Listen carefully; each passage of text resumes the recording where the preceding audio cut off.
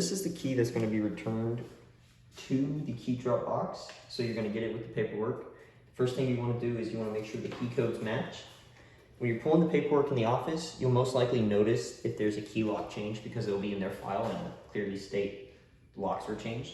But if they don't match, that's something you need to let Mr. Paul, your grad supervisor know, or Ms. Kate know. Other than that, that's really the only thing else you want to do on the bottom of this form. You sign your name and your date. You also got to get the move-out reading. The move-out readings provide these big wooden boxes in between the buildings. Can't miss them. The walkways will be divided.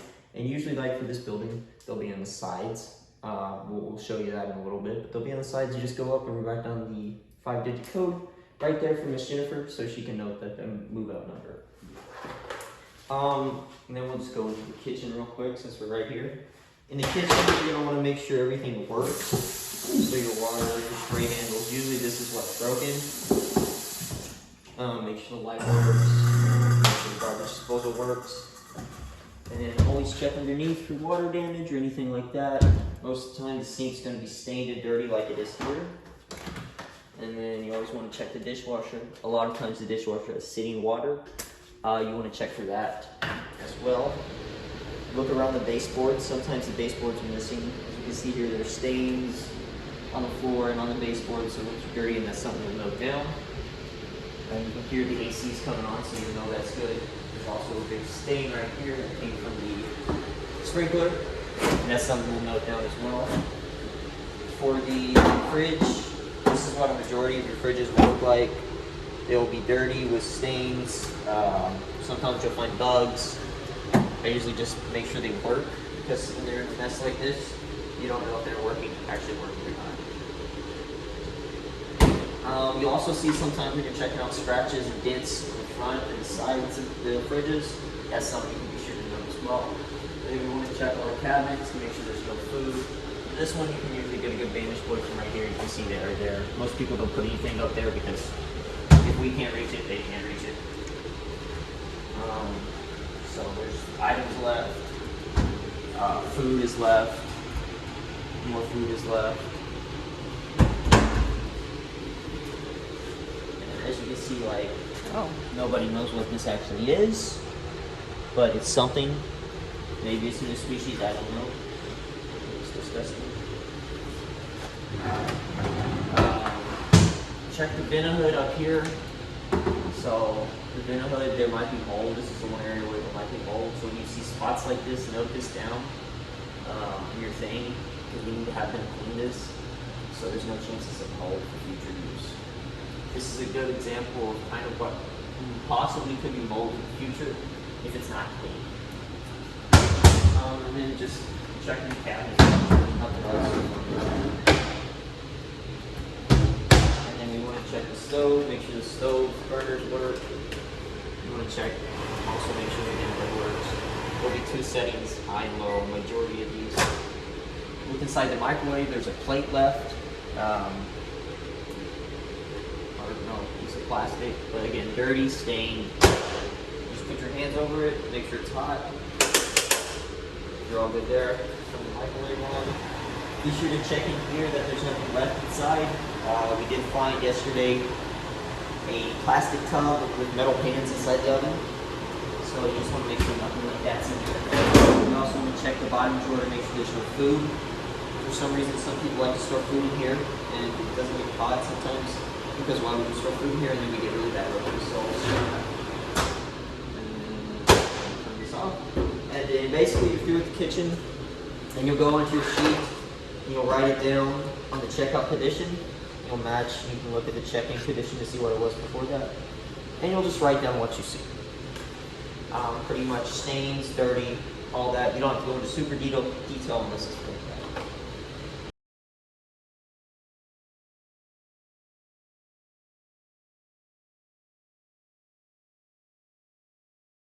Okay, so we're going to move into the more living area of the apartment. So you have your table, your chairs. Usually a lot of times be scratched and stained. As you can see here, you got a lot of stains, a lot of scratches on the edges, and you'll just write scratches and stains. Look at the chairs. The side of the chairs usually have minor stains and scratches. There's not usually as bad. When you're going into the couch and the chairs, usually they're gonna have stains and discoloration. So some dark areas, some stains on the cushion, stuff like that, stains on the arms, areas like that. When you're looking at the coffee and the end table, usually it's gonna be drink stains and scratches along the edges from where they can drag. There's drink stains right here. And the table is not as bad, but you can see minor stains. You can see some scratches on the corners. And when you pull it out, you can look in the corner, like you can see where there's stains on the walls and how the floor is dirty as well. And we also want to check the TV stand, make sure the TV stand is good. Again, it's just going to be your normal stains, scratches, usually pretty dusty sometimes. Be sure to pull up the blinds. The windowsills get really dirty. As you can see, there's a spider right there. Check the windows for any cracks. Make sure the height limiters are actually in the walls. This is something FLS, Fire Life and Safety, should be taken care of. But if they don't do their job, you need to note it down.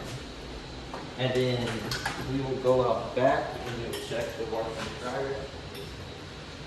So the washer and dryer, basically you just want to make sure it works because you don't have 50 minutes to put clothes in to see if it actually does. We want to make sure the water comes on and the dryer actually spins.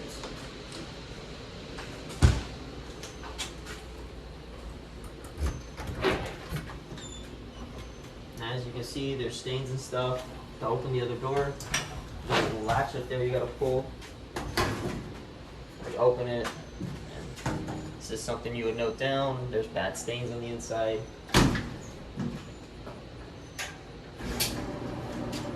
Done. Let's see. Inside, make sure it closes. The water comes on.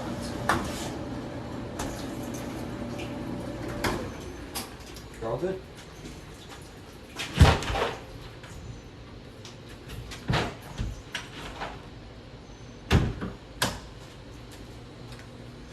Also, I usually leave the washers open so they don't have any mold or mildew in them or any sitting water.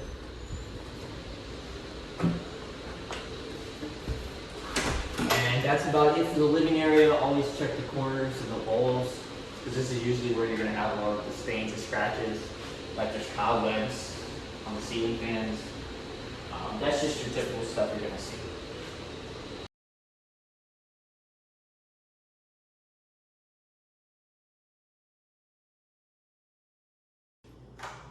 Okay, this is the next section. We'll do the bathroom.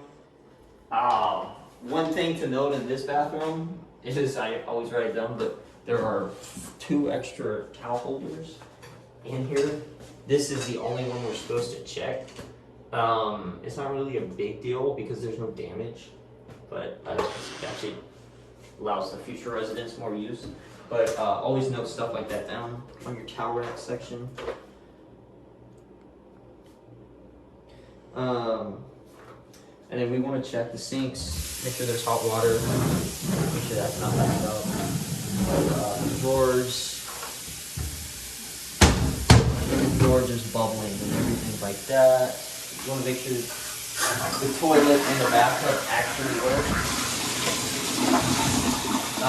As you can see in this one, the bathtub's stained and dirty, but it's also broke. Therefore, we gotta write that down that the stopper is actually broke in the bathtub. Always make sure you check how loose they are. Sometimes they won't fall off. As you can see, there's stuff left. Ideally, you don't want them to leave shower curtains, but it's not the worst thing we'll find. It's toilet paper, but custodial usually comes through and takes care of most of this stuff. But other than that, it's really about in the bathroom. You want to check your corners for stains on the walls and stuff like that, because there's usually bad pilling and stains in the bathroom because people don't clean up after themselves. And then we'll go straight into the bedroom here. The bedroom, you'll have to learn the difference. In our phase 1s, they're going to have a nightstand. So this is going to be the nightstand. They actually have both nightstands in here. So this one will actually need to go into the other bedroom. So we'll let the custodial move that when they come through. But We'll go ahead and note that down. And then in the closet is going to be where the rest of the dressers are. So in phase 1, they have 2 dressers. In phase 2, they only have 1. And in phase 2, they will not have the nightstand. So that's going to be the only difference. Open it up. And as you can see,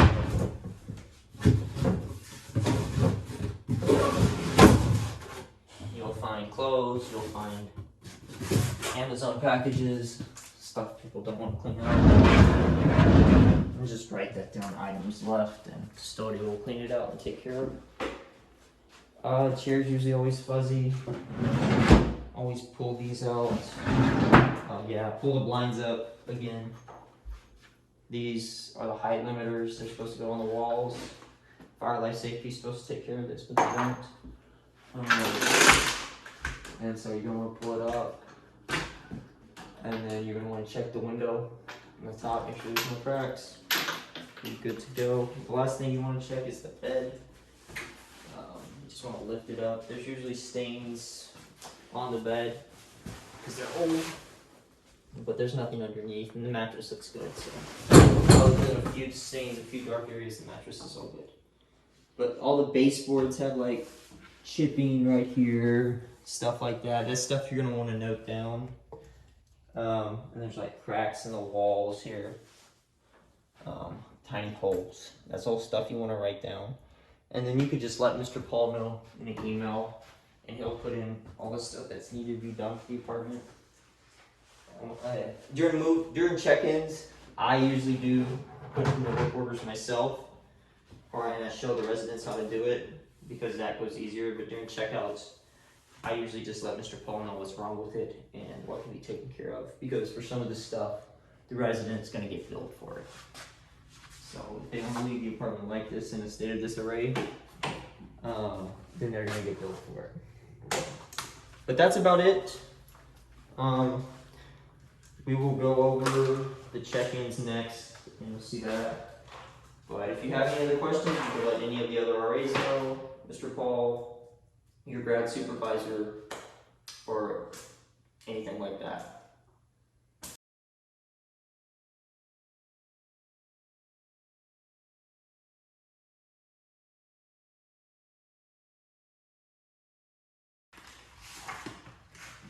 When you do a check-in, it's going to be very similar to the checkout, right? Because you're going to have the check-in condition and the checkout condition all right here, and they're going to be side by side. So this is going to be the same when you're checking something. You're going to look for the same things. You're going to write down the same things. You're going to do everything like you would do for a checkout. Those are too similar.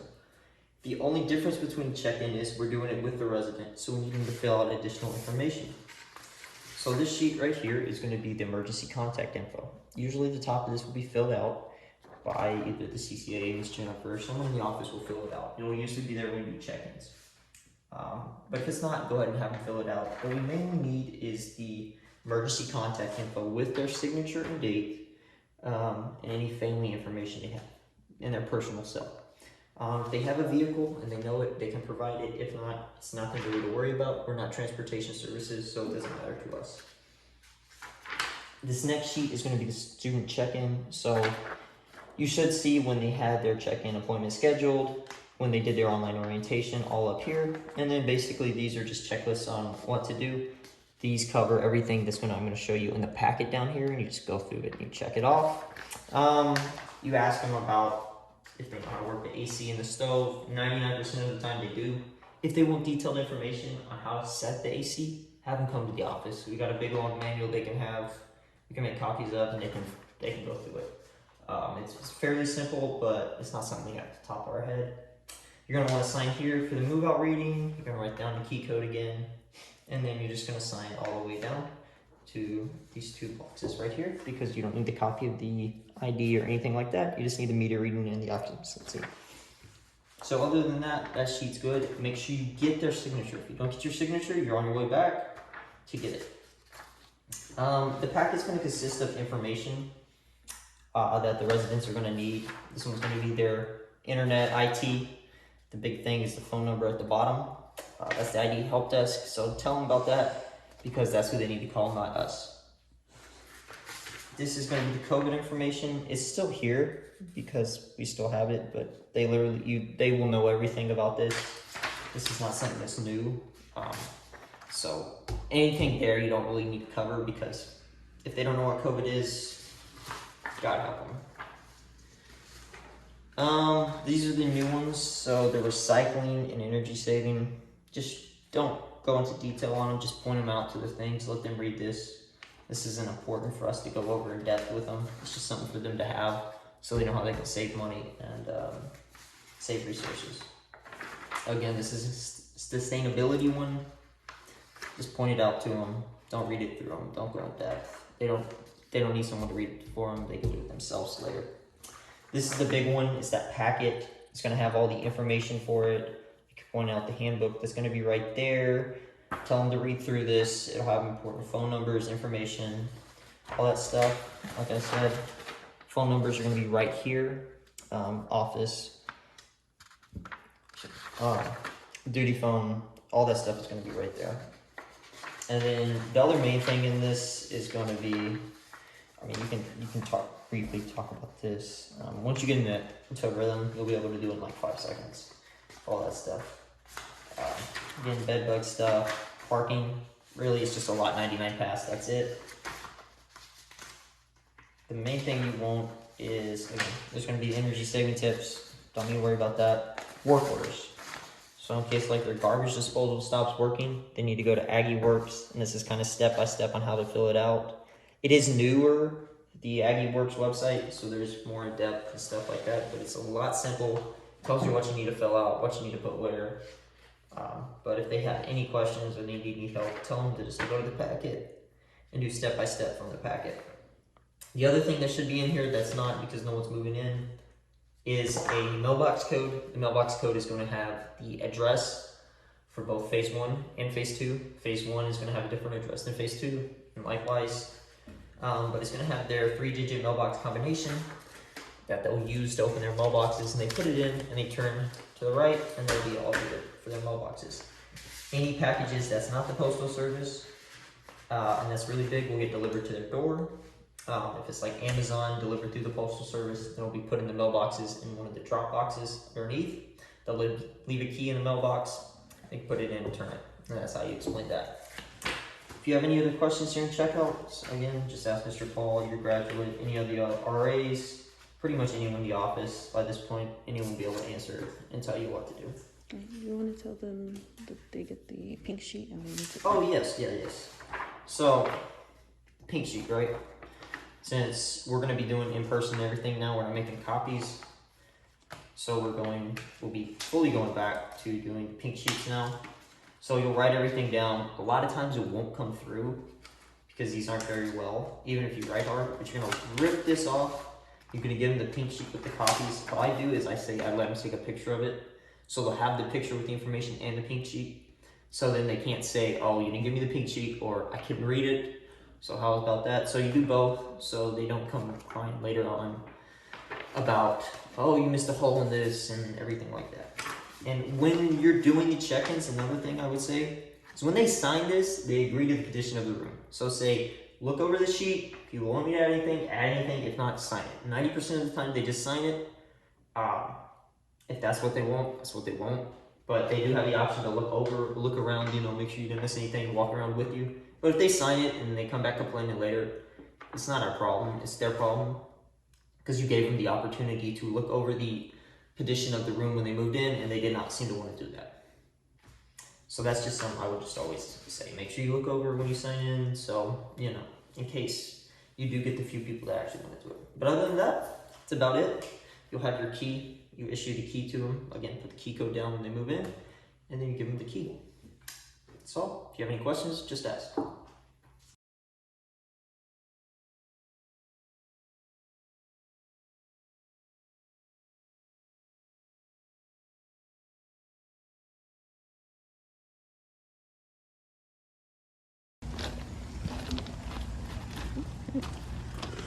Alright, so I started recording a little early. Okay, so I can watch you. These are where the meter's going to be. As you can see, big brown box, like with bricks and everything back here. So that's the dead giveaway. you're gonna have your ones for this building on this side, your ones for this building on that side. So this is 108 through 114 for 3 floors, and this is 101 through 107. So what you're gonna do is you're gonna find the number, you're gonna find L203, or sorry, L103, which is right here, and you're gonna go down to the meter, and it will hop back here in a second. It'll be 5 digits. It'll be 65449, and like you said, just write it down on the sheet, and then you're good to go. Don't worry about getting the resident signature because we just do express checkouts now. So you're all good to go from there.